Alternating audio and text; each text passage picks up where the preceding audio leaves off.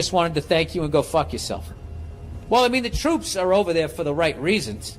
It's just the people at the top, I think they tell them one thing, and they're actually doing another sometimes. Not all of the times, because it's not act like, you know, there's nobody in your country that isn't a sociopath too.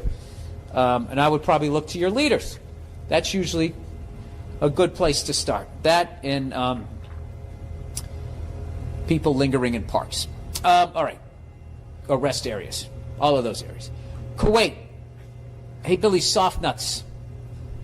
Everybody attacked my testicles this week. I don't understand it. I was listening to your 11/26/20 Monday Morning podcast. I heard you say you want to know what goes on in these parts of the world. All right, let's get right to it. Okay, here we go. He says, I thought I'd pitch in. I'm from Lebanon, but I grew up in Kuwait.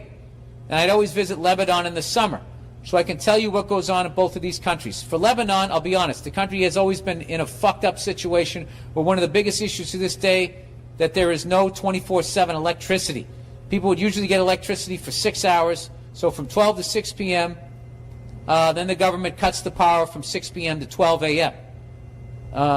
Then it comes back on from 12 a.m. to 6 a.m., then it's gone from 6 a.m. to 12 p.m. Oh, so basically 6-hour shifts. And the cycle continues. Before Corona, the revolution which took place was just during Arab Spring. Remember hearing about that. I don't know anything about it because I'm a moron. And the massive explosion in the Beirut port, I remember that, which all happened this year. Life was normal. You can go to the beach, to malls, to the beautiful mountains. Tourism was a real thing in Lebanon, especially our mountains. People from all over the Middle East would come here for the mountains. And then, of course, you go to parties in Lebanon, which many people would also consider Lebanon to be the Vegas of the Middle East in some ways. But in present, Lebanon's going through a rough one. Oh, that's cool. So that's where you guys go to gamble, and you still get a hike in, though. That's pretty cool.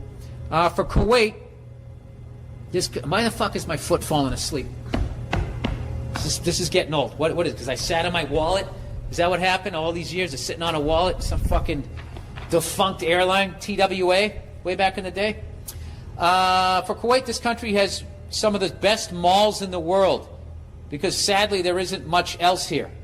Unlimited numbers of amazing restaurants, of cuisines from all over the world, high-end brands from all over. Yeah, I feel like if the Kardashians made a country, it would be like one of those, or Dubai.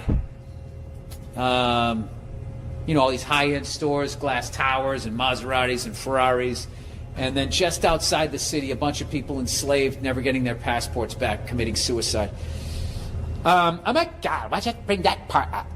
For Kuwait, this country of the best malls, high-end brands from all over the world open up shops in these malls. Sorry. People here enjoy and love soccer. It's the #1 sport. Everyone plays it, more or less. They love going out to these restaurants, and they love shopping in the most expensive shops. They also love going out to cities, to the desert, to drive ATVs and other type of vehicles, doing crazy, life-threatening shit. Dude, you got to hook me up with some videos.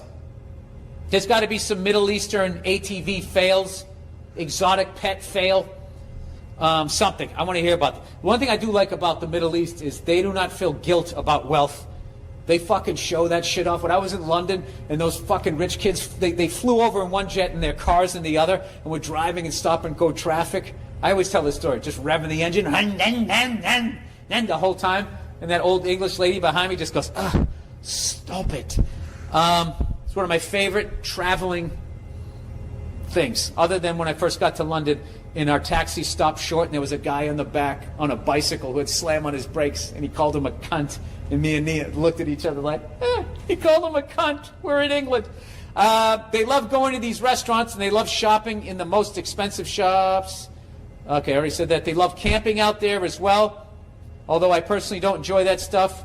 I'm a bit more of a city guy. So they do a lot of redneck shit.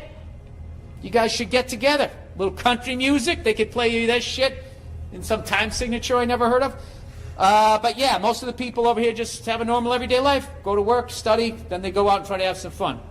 I hope you saw my first email, and I hope this email, All right, cool. All right, there we go. Okay, all right, we got to wind down here. Once again, the poster, where can people get this poster? There'll be a link up on your Instagram and Twitter. Instagram and Twitter. They will be autographed. All the monies go to the great Troubadour. where all my favorite bands and all your future favorite bands get to perform here live. Thank you so much to everybody who actually takes the time to buy one. All right, dumb questions for employees. Here we go. European tour guide. All right, this guy's gives tours over in Europe here. Hey, Bluey. I think that's my daughter, one of my favorite shows there. Many, many years ago, I worked for a travel company as a tour manager, taking 18 to 35-year-olds through Europe. I had loads of funny questions. Here are a few I can remember. Number one, thinking a spectacular waterfall in Switzerland was man-made and controlled. What time did they turn off the waterfall? I love how they're going to assume that all of these were Americans doing this. When crossing the English Channel by car ferry from our start point in London to France, why do we have to get a ferry? And why do we have to put our watches forward an hour when we get to France? Oh, boy. Well, in defense of the ferry thing, you could take the channel, right? Heading out on a day trip to a glacier cave on top of a snow-capped mountain, 4,000 meters above sea level. Will it be cold?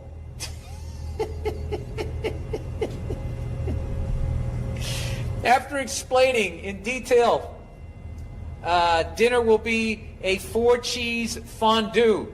The cheese is made from local cows we passed earlier in the day. Someone inevitably would ask, is there dairy in it? I hate how I know I would ask half of these.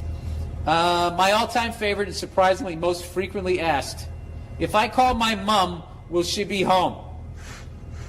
Is that like a time zone? Would love to see you, Nia, and the entire wonderful family in Aussie again. We're here, we're waiting. I would love to go back out there. Who did I recently see? Somebody